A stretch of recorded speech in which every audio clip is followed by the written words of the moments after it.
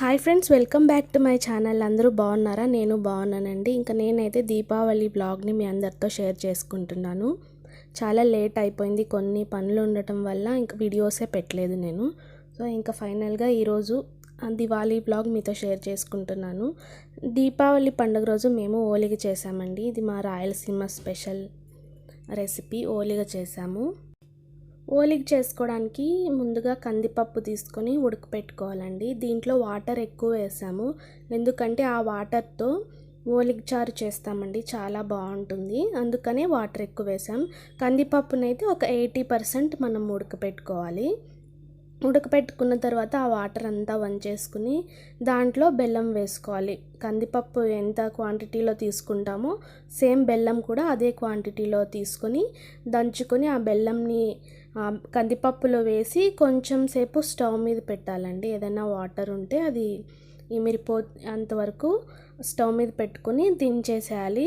చల్లారిన తర్వాత మిక్సీ పట్టుకోవాలి. ఇలా పూర్ణం మెత్తగా మిక్సీ పట్టుకోవాలి. ఇప్పుడేమో మనం ఓలిగ చేసుకోవడానికి పిండి కలుపుకోవాలి. పిండి వచ్చేసి ఇది రవ్వ అండి, సిరోటి రవ్వ. దాంట్లో మైదా వేసాము.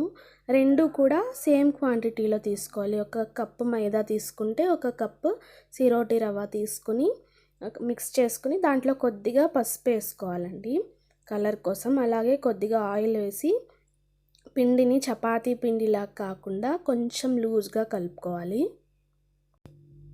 వాటర్ వేసుకుంటూ లూజ్గా కలుపుకోవాలన్నమాట. ఇది అంత గట్టిగా ఉండకూడదు. గట్టిగా ఉంటే మనకి ఓలిగ సరిగ్గా రాదు. అందుకని కొంచెం లూజ్గా ఉండాలి పిండి. వాటర్ వేసుకుని బాగా కలుపుకోవాలండి. పిండి కొంచెం లూజ్గా కలుపుకున్న తర్వాత దాంట్లో ఆయిల్ వేసి ఒక 1/2 అవర్ అలా పక్కన పెట్టేసుకోవాలి. ఇలా 1/2 అవర్ మనం పెట్టిన తర్వాత నానింటుంది బాగా. చూడండి ఎలా అయిందో పిండి. బాగా సాగుతుంది కదా.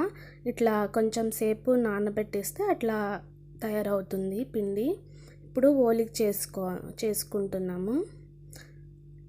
ఈ పిండి తీసుకుని మైదా పిండి మిశ్రమం ఉంది కదా, అది తీసుకొని ఫస్ట్ ఆయిల్ వేసి దానిపైన పిండి వేసి ఇది బాగా ఇలా ఒత్తుకోవాలి. ఈ పేపర్ ఓలిగ పేపర్ మనకు బయట షాప్లో దొరుకుతుంది. ఇలా అనుకున్న తర్వాత మళ్ళీ దాంట్లో పూర్ణం ఉండ పెట్టుకుని దాన్ని మొత్తం బాగా కవర్ చేసుకోవాలి. కొంచెం కూడా గ్యాప్ లేకుండా కవర్ చేసుకోవాలి. చేసుకుని పైన ఎక్స్ట్రా పిండి వస్తుంది కదా, దాన్ని కూడా అట్లా క్లోజ్ చేసి మళ్ళీ దాన్ని బాల్ లాగా చేసుకుని తట్టుకోవాలి. మరీ అంత మందంగా కాకుండా మరీ అంత పల్చగా కాకుండా మీడియంగా మనం ఇలా చేత్తో ఒత్తుకోవాలి. లేదు ఇలా ఒత్తుకోవడం రాదు అంటే ఏదైనా ప్లాస్టిక్ కవర్ ఉంటుంది కదా, అది దానిపైన వేసి మనం చేత్తో ఇలా అనేస్తే చాలు, అదే బాగా అయిపోతుంది. ఇలా చేత్తో తట్టుకునే పని లేకుండా. కానీ మాకు ఇలానే అలవాటు కాబట్టి మేము ఇలానే చేస్తాము. చాలా బాగుంటాయండి ఓలిగలు. వేడివేడిగా ఉన్న ఓలిగలో పాలు నెయ్యి వేసుకొని తింటే సూపర్గా ఉంటుంది.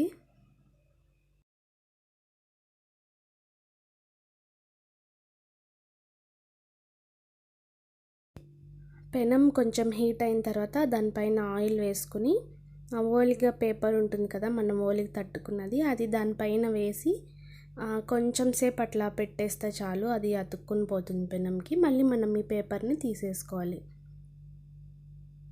ఇట్లా తీసేసుకుంటే వచ్చేస్తుంది పేపరు.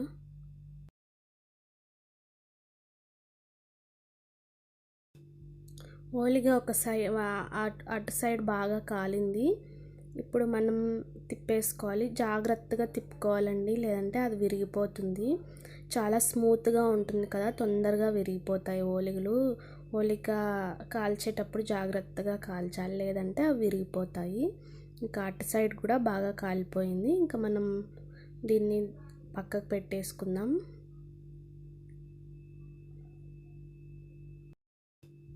ఆ రోజు వడలు కూడా చేసాము. ఇది శనగపప్పు వడలు. శనగపప్పు ఒక 4 అవర్స్ నానబెట్టుకున్న తర్వాత దాంట్లో పచ్చిమిరపకాయలు కొద్దిగా అల్లం వేసి ఇలా మిక్సీ పట్టుకోవాలి. మిక్సీ పట్టుకున్న దాంట్లో ఉల్లిపాయలు కొత్తిమీర వేసుకుని బాగా కలుపుకోవాలండి. పచ్చిమిరపకాయలు కూడా కావాలంటే వేసుకోవచ్చు. నేను ఆల్రెడీ మిక్సీలో కొన్ని వేసాను కాబట్టి ఇప్పుడేం వేయట్లేదు. బాగా కలుపుకున్న తర్వాత కొద్దిగా ఉప్పు వేస్తున్నాను.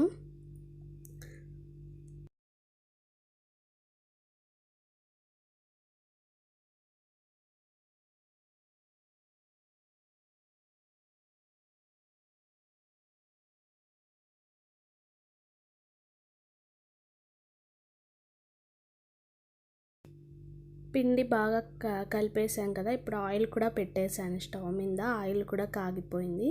ఇప్పుడు మనం వడలు వేసుకుందాము. ఇలా జస్ట్ ఇట్లా తట్టుకునేసి వేసుకోవడమే అంతే. ఇవి చాలా బాగుంటాయండి, టేస్టీగా ఉంటాయి.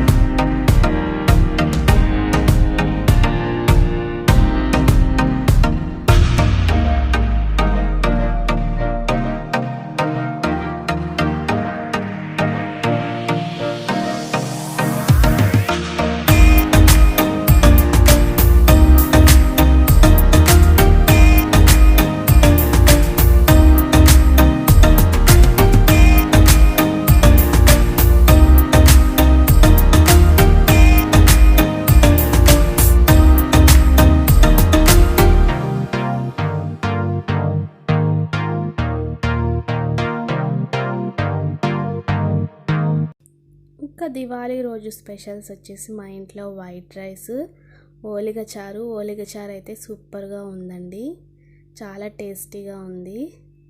ఈ ఓలిగ చారు వీడియో తీయడం మర్చిపోయాను నేను. ఈసారి చేసినప్పుడు మీతో అందరితో షేర్ చేసుకుంటాను.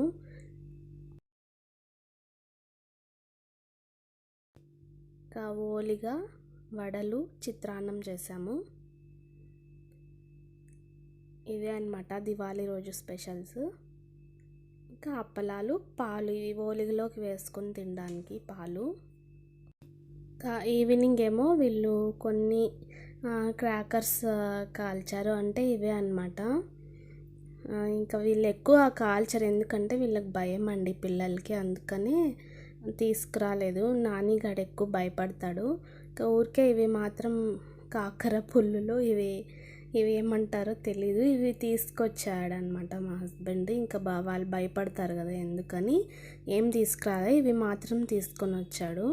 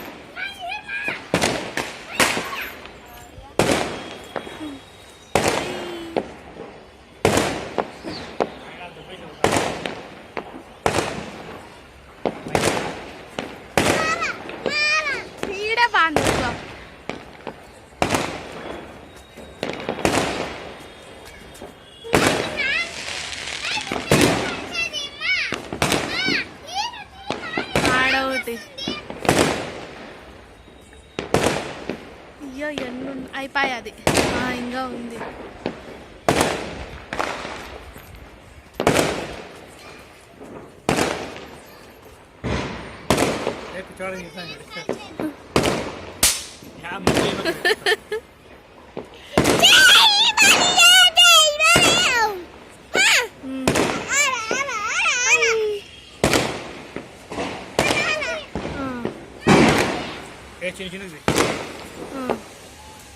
కాల్చు కాల్చి ఇంకొకసారి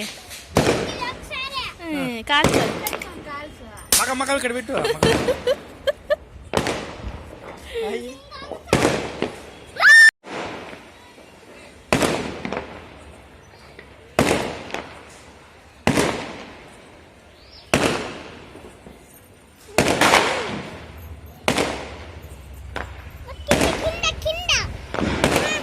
లోరా పెట్టిండే లేదులే ఆడ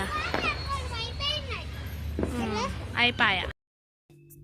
ఇక్కడ చిన్ను ఏమో గన్ పేలుస్తున్నాడండి. రీల్ డమాకి అంటారు కదా, రీల్స్ వేసుకుని గన్లో కాలుస్తున్నాడు. కానీ నాని ఏమో ఇంక చుట్టూ క్రాకర్స్ సౌండ్స్ వస్తున్నాయి కదా, వాడు బాగా ఎంజాయ్ చేస్తున్నాడు చూస్తూ. కానీ దగ్గరికి తీసుకొస్తే మాత్రం భయపడతాడు, అలా దూరంగా ఉంటే మాత్రం హ్యాపీగా చూస్తూ ఉంటాడు. సో ఇక్కడితో వ్లాగ్ ఎండ్ చేస్తున్నాను. నచ్చితే తప్పకుండా లైక్ చేయండి ఫ్రెండ్స్. అలాగే మీరు మన ఛానల్ని ఫస్ట్ టైం కనుక చూస్తున్నట్టయితే సబ్స్క్రైబ్ చేసుకొని పక్కనే ఉన్న బెల్ ఐకాన్ మీద క్లిక్ చేయండి. నేను ఏ వీడియో అప్లోడ్ చేసినా మీకు వెంటనే నోటిఫికేషన్ వస్తుంది. Thank you for watching.